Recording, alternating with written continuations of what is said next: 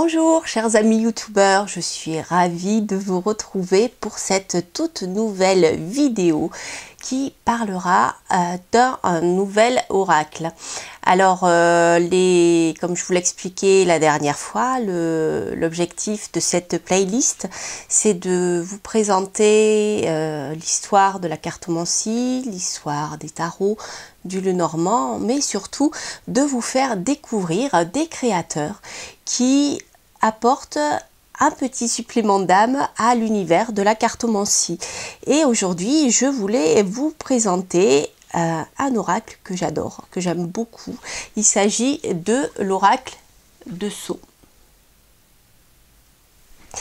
Alors, pour ceux qui ne connaîtraient pas encore Solveig, qui, je pense, sont pas nombreux, mais peut-être y en a-t-il.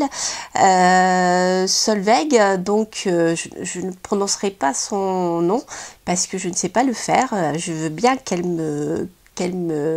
m'explique comment le prononcer, car je suppose que le nom de Solveig est lié à un univers et à une civilisation, je ne trouve plus le nom, gaélique peut-être, voilà, donc je ne prononcerai pas son nom, juste Solveig, d'ailleurs que je salue au passage si elle regarde cette vidéo. Je lui fais un petit coucou et je lui envoie toutes mes amitiés.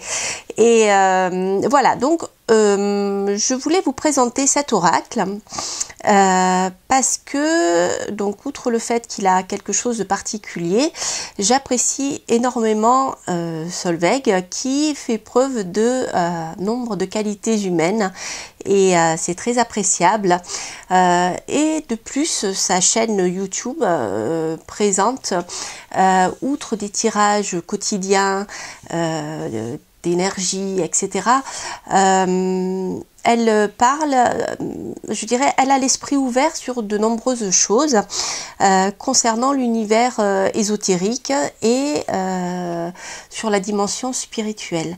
Alors, que ce soit des anges gardiens, pour ceux qui sont sensibles aux anges gardiens, que ce soit la magie pour ceux qui sont restés proches des valeurs païennes, pour ceux qui est du paranormal aussi, parler des entités, des fantômes, de beaucoup de choses. Donc je vous incite vraiment à découvrir sa chaîne YouTube si vous ne la connaissez pas encore.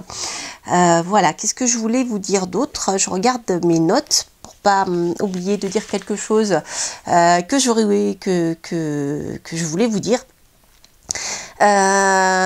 Écoutez, je crois que j'ai tout dit. Alors voilà, donc nous allons ensemble découvrir ce magnifique oracle, l'oracle de Sceaux. Et pour ceux qui le souhaitent, donc Solveig propose un certificat d'authenticité, parce que je crois que je vous l'ai pas dit, donc cet oracle a été publié, j'allais dire à compte d'auteur, mais a été publié auto-publié. Compte d'auteur, c'est la déformation dans l'édition, mais en effet il a été publié à compte d'auteur, on va dire. Donc pour ceux qui le souhaitent, elle peut mettre un petit mot, une dédicace, un certificat d'authenticité, etc., etc. Voilà, et bien écoutez, je crois que nous avons fait le tour et je vous invite à découvrir l'oracle de Sceaux en détail. Voilà chers amis, nous voici de retour pour vous montrer en quoi consiste l'oracle de Sceaux. Alors comme son nom l'indique, il s'agit d'un oracle, il ne s'agit pas de tarot. Donc il y a au total 64 lames. Et l'explication, les mots-clés sont fournis dans le livret que voici. Donc vous retrouvez les significations les mots-clés et les significations de chaque carte, plus un guidage de tirage où Sceaux nous propose 2 tirages. Et bien sûr, elle précise que nous restons libres et qu'elle souhaite, d'ailleurs, c'est un peu le souhait qu'elle a émis avec cet oracle, que chaque cartomancien se l'approprie. Voilà, donc l'oracle de Sceaux est un oracle qui pourrait se rapprocher à la fois du Petit Lenormand, puisque nous retrouvons donc un certain nombre de lames comme dans le Petit Lenormand. Donc par exemple, vous voyez ici le chien, le poisson, le trèfle, les livres, la lune, la souris, la cigogne, la maison. Donc ici nous avons on va dire un petit aperçu des significateurs que l'on peut retrouver dans l'oracle de Sceaux. Pour ceux qui ont l'habitude de travailler avec le Petit Lenormand, ils ne seront pas perdus.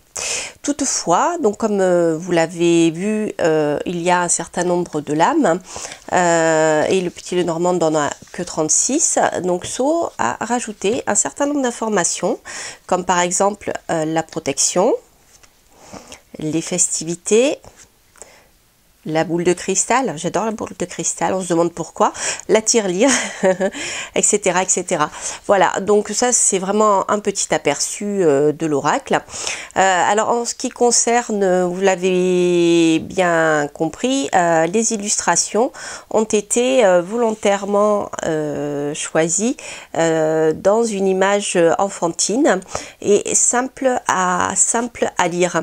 Alors quelque part, il pourrait se rapprocher de l'oracle G, parce que justement cet oracle est assez se rapprocherait, on peut dire, de l'oracle de Sceaux par rapport à son illustration qui est aussi dans l'esprit dessin fait à la main, enfantin, etc. L'ambiance n'est pas la même, comme vous le voyez, elle est beaucoup plus colorée, beaucoup plus gaie, qui finalement se rapproche tout à fait de la personnalité, au moins publique, de Solveig, qui est pétillante, donc tout comme ses cartes. Voilà, donc ça, c'est déjà on va dire, on peut le voir comme un Petit Lenormand un petit peu comment on pourrait dire ça, étendu. Voilà, je cherche mes mots. Par contre, donc en ce qui concerne les autres particularités de l'oracle de Sceaux, il y a bien sûr les datations. Alors, la datation qui, vous le savez, est quelque chose qui pose question à beaucoup de cartomanciens. Donc Sceaux a créé un certain nombre de lames basées sur les saisons. Pour déjà permettre de donner une datation déjà sur 3 mois, ce qui est déjà sympathique. Donc voilà, vous avez le printemps, ici, l'automne, l'été et l'hiver. Voilà, j'aime beaucoup le printemps, elle a quelque chose qui me parle beaucoup, cette petite graine qui s'envole, pleine de promesses. Je la trouve très positive et vraiment esthétiquement elle est très jolie aussi. Et elle a aussi apporté la lame de l'escargot, donc ce qui est intéressant lorsque par exemple vous avez un événement qui doit se produire mais qui connaîtra de la lenteur, donc quelque chose qui va se passer lentement mais sûrement, hein, comme il est écrit dans ses explications, lentement mais sûrement, et donc c'est bien représenté par l'escargot, le petit hérisson, le ver de terre, etc. Donc ça fait partie des je dirais des petits suppléments intéressants de cet oracle, où elle a vraiment insisté sur la datation. Alors il existe bien sûr d'autres lames qui donneront des indications en ce qui concerne la datation, mais celles-ci sont présentes dans l'oracle. Alors, autre petit plus de ce jeu, s'agit des personnages. Alors, les personnages, voilà, vont être déjà représentés par la consultante et le consultant. Donc, pour ceux qui travaillent avec le Petit Lenormand, vous savez que nous avons aussi un significateur qui présente l'homme et la femme, et c'est tout. Or, Solveig justement a rajouté, je dirais un peu à la manière, sans être totalement la même chose, mais un peu à la manière des bases de cartomancie, a rajouté des personnages qui sont très intéressants, je trouve, pour situer s'il s'agit d'une personne jeune, d'une personne d'âge moyen, d'une personne âgée et du sexe de la personne. Donc je vais vous les montrer, c'est très intéressant. Et je vous ferai un petit parallèle avec le petit cartomancien après. Donc voilà, nous retrouvons pour des hommes, des jeunes hommes et des jeunes filles. Voilà, donc je ne sais plus si elle a donné un âge, oui c'est ça, moins de 25 ans, ce qui concerne le jeune homme et la jeune fille. Nous avons également la dame et le monsieur, donc pour des personnages adultes. Et nous avons après la dame âgée et le monsieur âgé pour des personnages plus âgés, hein, ça peut être le grand-père, etc. Ou des personnes, alors c'est pareil, hein, pour les âges, c'est approximatif, elle n'a pas donné d'âge d'ailleurs, elle est très pudique, Solveig, et très respectueuse en effet. Donc voilà, donc ça c'est une des choses intéressantes. Donc je vous parlais un petit peu du petit cartomancien et des cartes de cartomancie anciennes.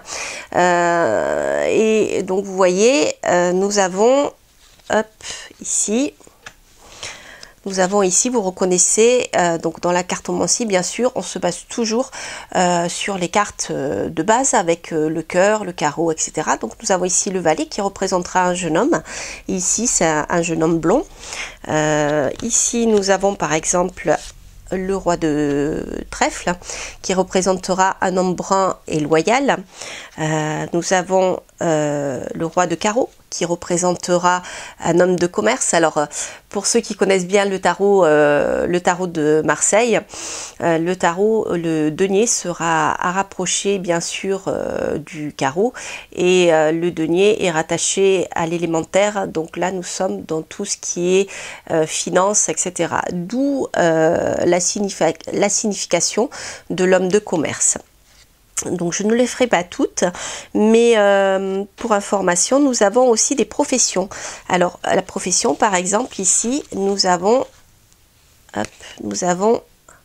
là le roi de pique, un homme haineux, mais qui peut être aussi un homme de loi, qui n'est pas forcément un homme haineux. Alors, Solveig n'est pas rentré dans ces détails-là directement, parce que son jeu aurait dû faire une centaine de lames si elle avait fait ça, je suppose. Mais ce qui est intéressant, c'est que à la manière du Petit Lenormand, par exemple, nous pouvons tout à fait partir du principe, par association, que si vous avez par exemple un monsieur, voilà, on va prendre d'âge moyen, et que à côté du monsieur vous avez la justice, nous pouvons penser qu'il s'agit d'un homme de loi.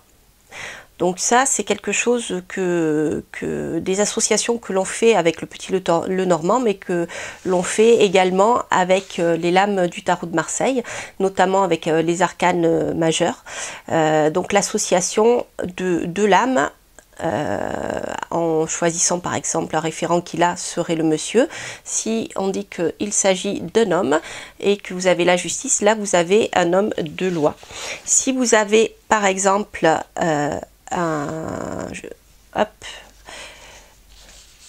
une dame